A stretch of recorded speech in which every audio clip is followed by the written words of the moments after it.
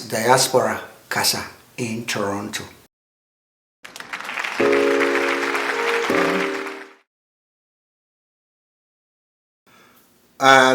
Good afternoon, guys. This is Diaspora Kasa, a show that is in Toronto at the moment, and this show might be moving around across the world. My name is Nana Asamoah, and I live in Toronto, but I come from Ghana. And I'll pass it on to my colleague beside me here. Kwame Nyante. I also live in Toronto.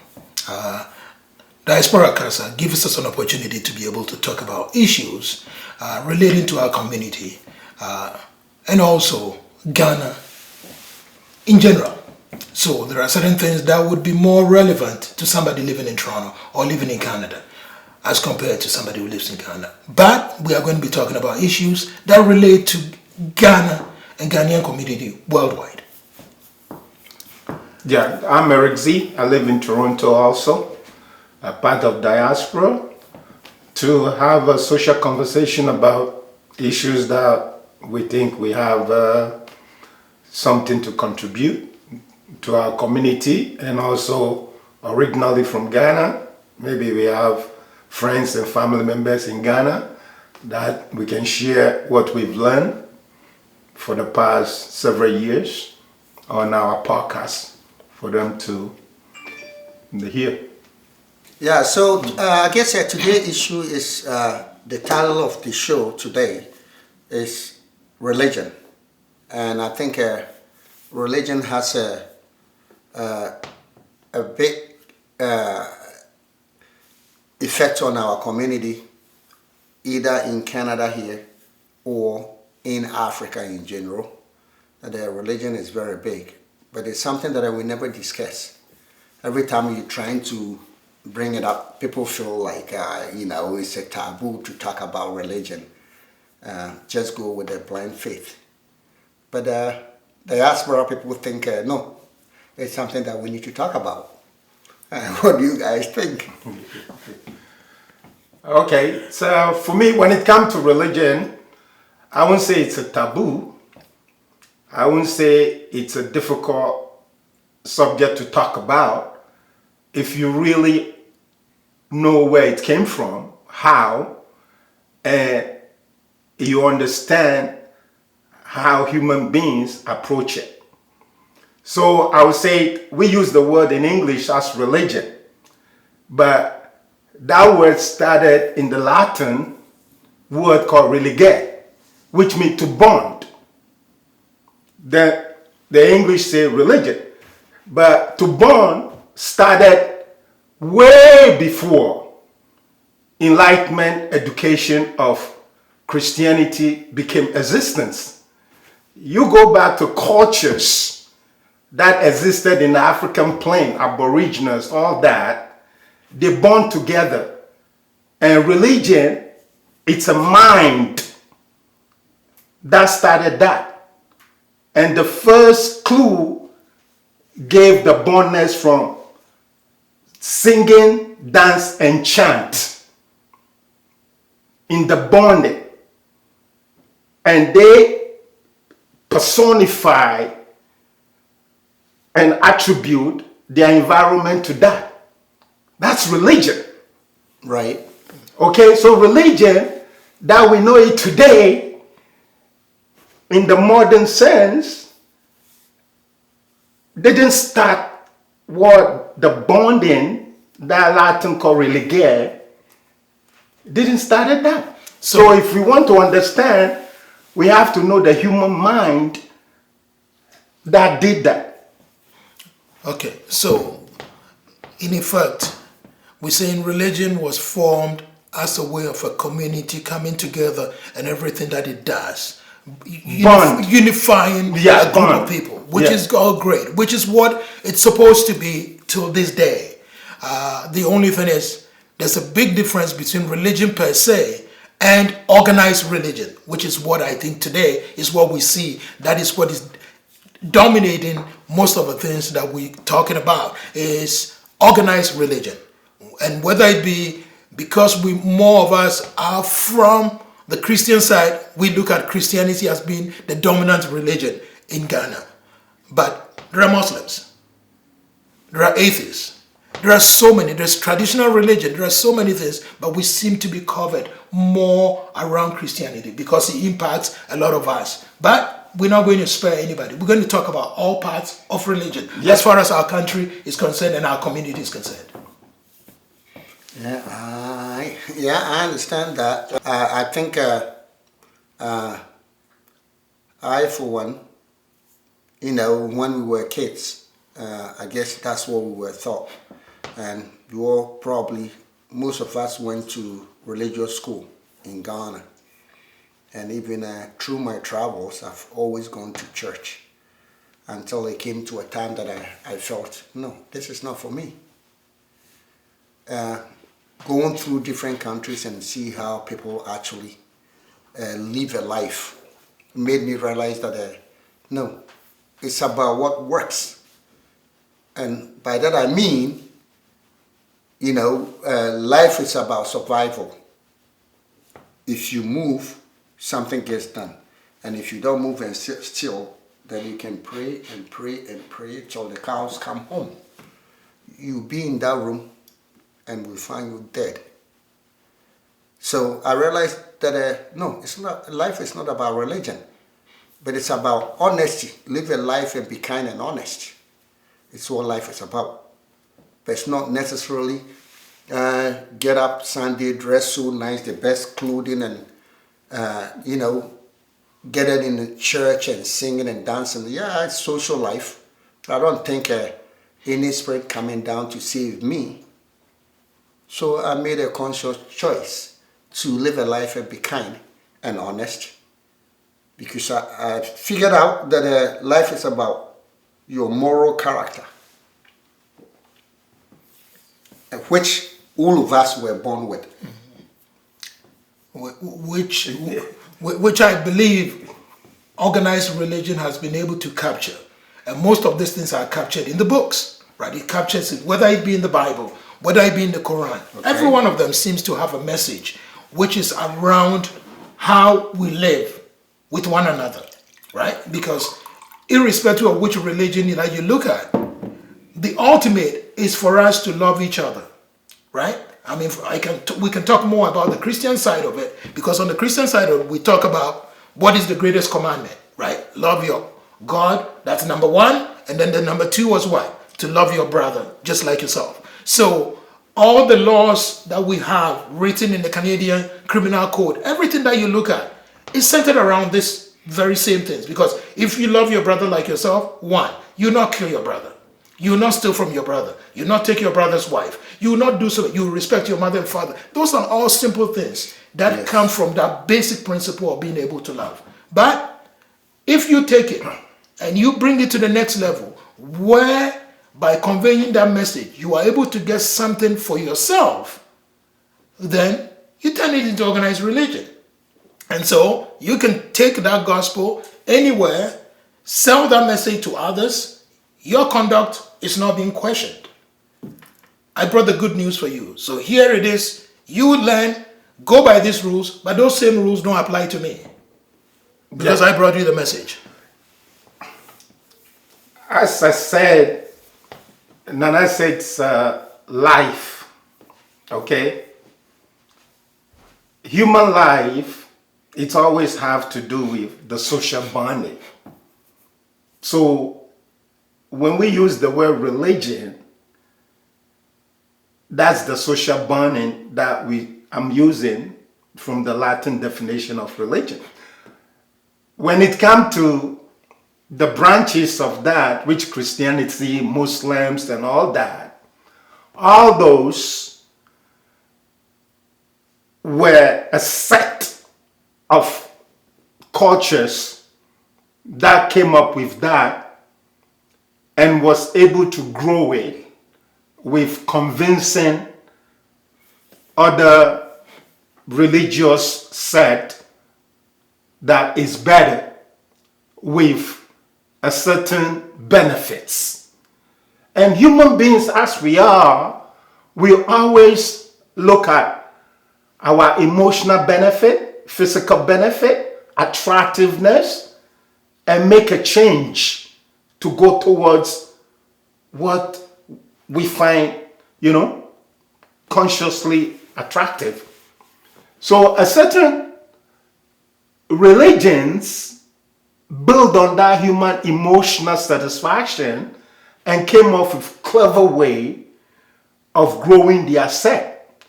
And Christianity was able to take advantage of a certain modern way of selling their sect. And it corresponds with the material world, the advance in the material world with the goods that came with it. And also, they were able to find a way to balance conquering and also selling. You see, so the popular religion in Ghana right now, it's based on that. But before that, religion as a bonding system were tribal families gather around fireplace and all that, look in the heavens, and the mind is wondering how awesome this heaven is. There's some spirituality that we have to, and they chant and dance without knowing that other part of the world is doing the same thing. That's religious bonding.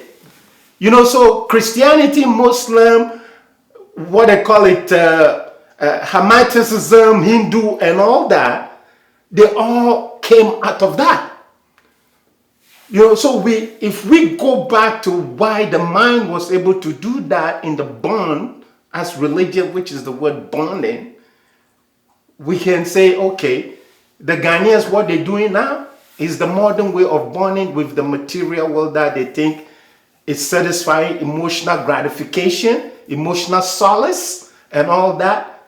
That is in their benefit, whether they are poor or not. They find some emotional satisfaction in those. What do you think, Nana? Well, I guess, the beginning of life, we all know that human beings were nomadics. You get up, you should find a partner. You keep on going. You get somewhere that you find food and stuff. You settle there, you eat, have children, and then keep on going. But I guess human beings had always have our predators too, which is larger animals. And so to be able to fight larger animals was more voice screaming, and the animal gets scared and run away. And then we develop sticks and sharpened sticks to fight animals. Then we started to congregate, get more people around to be able to scream and get the animals away. And then through that, we see rain falling, sun coming out, and then you see this beautiful world, and you wonder where things come from, just as you had mentioned. But Europeans coming to Africa and bringing religion. They didn't bring religion. Bringing Christianity. I'm sorry. Yeah. Bringing Christianity. Yeah. And our people have attached to Christianity, let go everything that we held dearly through our grandfathers, and then follow their theory of religion. But their attitude towards us as they came till today, I think it's about time we as an Africans realize that no, we need to question this Christianity religion that they brought to us. When someone shows you love and you actually feel love, and then they tell you things, then you believe it. But when you don't feel love coming from the person, usually when they tell you things, you think about it, it makes you wonder why are they. So to me, I feel Christianity was something to tame the Africans, for us to believe and And it was the only thing that was translated in all our languages in Africa. Yeah. But no biology book, physics, chemistry, none of all this. So I think today we should be able to question this and actually find out, we were human beings that were doing our own things before Europeans showed up. So we need to question Christianity. Yeah, it is something to question. Even in the absence of us asking ourselves the question of, is this thing really for us? We had a way of worshiping. I mean, it's always been that we know amongst ourselves that there is a greater power than us. Because, I mean, you and I have woken up today. We are here this afternoon talking and all that. But we have no clue why we are alive. We have no clue. Right? We don't know the next minute what is going to happen to either one of us or you. Right? Nobody knows what's going to happen the next moment simply because we have no control over the life that we live, which means that there is something greater than us. And unfortunately, some have tapped into that and said, okay, here we are. Here is a book about my God who has done all these great things. They sell the message to us and we buy into it. As you said, we all went to religious schools, right? We all sit here today.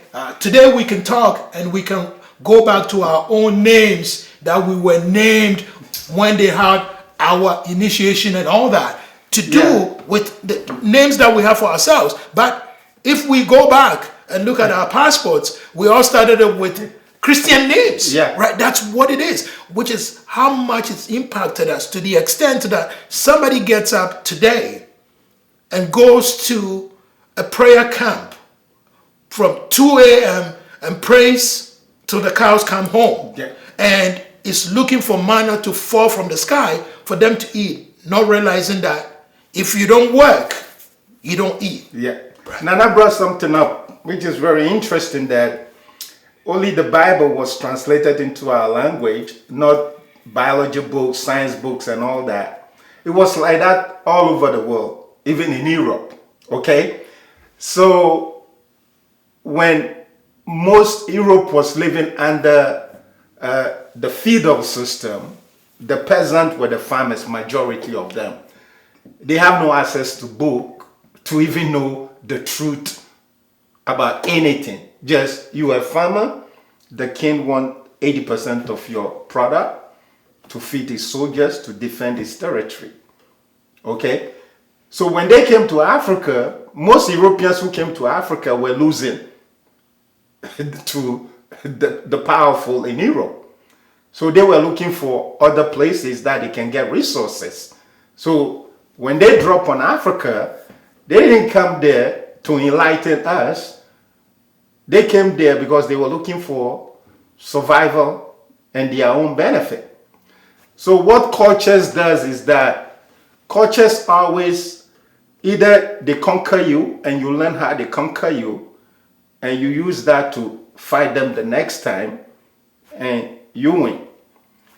You see, the biology that started, that they didn't translate, is the one that even give us the sense of what religion is. As we're sitting here right now, the mind is the one that created that religious feeling. And it all started from the chemical system that our body work with and all that. The first one they realized that gave us that religious feeling that we like to burn is serotonin. It's called serotonin. You know, then dopamine. As we are here right now, we're feeding from each other's dopamine, serotonin, endorphin, and other biological stuff like that, burniness to be like that. So those are the things that they understand how to use to manipulate other cultures, because they enlightened themselves with those systems that started with the Greeks. So what you're saying is they use it to manipulate. Exactly, because they knew the biology. Okay. Because take for instance, if you coming towards me with your group and I have a spear, so your group have a spear, I have a gun, the first thing I have to do is that if I gun down the first person and you guys look at it, the rest of you, your psychology changes. It changes. Yeah. So the human mind, it's always like that. So they tap into that and say that if we can find a tool that will intimidate and also psychologically affect other cultures that don't have that knowledge yet, we have the advantage of them. So Christianity have done that, and a lot of Ghanaians right now, the reason why they went into that Christianity in mass right now, that Christianity now it's being popular in the third world country, because a lot of them, they find some emotional bonding and solace that they think it benefits them without no education about what is happening to them. Because the human mind is doing so many things that consciously you are not even aware it's doing. Yeah, but I mean, it's I understand religion and they brought it to us. You know, it's us. They brought it to us. Yes, they had their own incentives. Yeah. You know, they had their own goals for coming, but they've been gone for a while. They've been gone for a while. We have an opportunity. We live in a global world today. I like where, that. where everything is, you go to Accra today, or you go to any part of Ghana, almost anybody at all has access to a smart device to be able to share information. People can get and use TikTok and do all sort of videos and all that. So we have to start questioning ourselves. That why is it that we have a country and because the majority happens to be Christians, we are looking at Christianity as if we are not a secular society. Ghana is a secular society. We are not a Christian nation. Of course. We are not a Muslim nation. We are not a nation of atheists. The Christians happen to be the majority. But it doesn't mean that everything we do is centered around religion. We have made it to the point where religion dictates almost everything that we do. And people come to believe so much in this religion that it's destroying families and all that without people thinking about it. You have somebody who does well, goes through life, everything is perfect for them. You stand there on the outside, you're looking at it and say, wow, this person is successful, everything is good. And then you hear something stupid, excuse my language, something stupid from that person saying, oh, I did it all on my own, and I don't want any of my family around me because my mom or my aunt is a witch or is a wizard because that's what they've told me in church. So there is that belief to the extent that that person writes off a parent. Right? They write off a parent. And the sad thing about most of those instances happen to be that the worst people always happen to be women. Right? Yeah, it's the women who are destroying it. No, the mother who carried you in her womb for 9 months. It's now the same person who turns around and wants to diminish every potential that you got. No, when she was feeding you and all that, her whole world was around you. She protected you. She gave you everything that you needed. And all of a sudden, because some bogus religious leader has sold you a bunch of... Bizayate, don't underestimate individual self-interest before they got into a collective group. Humans' individual interests will always override any collectiveness. So everybody that is entering that church, the pastor or the clergy, he is targeting an individual mind to hold on to grow that church, because he already studied the psychology of the mind before he became a clergy. So they give example, entertainers use it all the time. They say, if you don't want to be nervous on a stage, learn how to perform to an individual mind. So I will just focus on one person and be singing or performing, but that person is surrounded by all other people. But if I get into my mind, I'm performing to 20,000, oh shit, because we are not comfortable with that. So people who sell what they call manufacturing consent, they're selling to individual mind, one at a time. Let's win one at a time, and if they come together, we have a groupie. So then, what should we do with this? What we do with it, because somebody like me, the way I find the information that is coming out because of my interest, a pope can come and sit in front of me and he would run away, because I won't start from the top down. I'll start from the psychology from the bottom up, and he will be. I come across a few preachers who want to have conversation with me, and I say, I don't want to offend you, but like the other day, I was home, 3 young gorgeous black ladies, they came and knocked on my door. They want to share. I say, honestly, I'm not a religious person. I told, in front, but 20 years ago, I will concentrate on their. But can't you be religious? Can't you? I mean, you can be religious. You do not have to be part of an organized religion. Yeah. Right? Organized religion is good. Can be good. I'm being religious right now by bonding with you guys. Right. But I'm not attributing any supernatural into that. Yes, but do you believe that there's a supernatural force? I don't. You don't. Okay. Then I believe that there's a cosmic force. Yeah. That physics has. Cosmic force. So the breath that you are taking right now came as a result of some cosmic force? Yeah, no, I don't believe in that.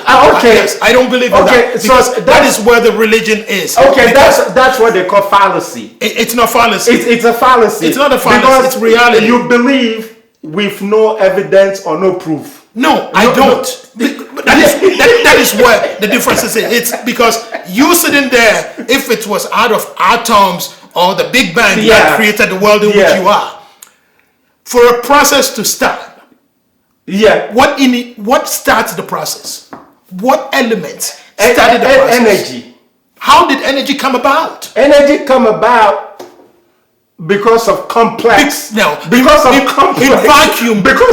complex chemistry. This glass right now has absolutely nothing in there. Yeah. There is nothing I can drink from this glass. Yeah. So to say out of nowhere, all of a sudden I've got liquid coming out of this into my mouth is. Are you sure there's nothing in that glass? Maybe S that you don't see, but I cannot drink it in a liquid form. No, there's not. Yeah. Right. So all of a sudden you are telling me atoms came together and then this is full of water. No. I believe there is a greater power than us. Because you have no clue how you woke up this morning. You don't know how.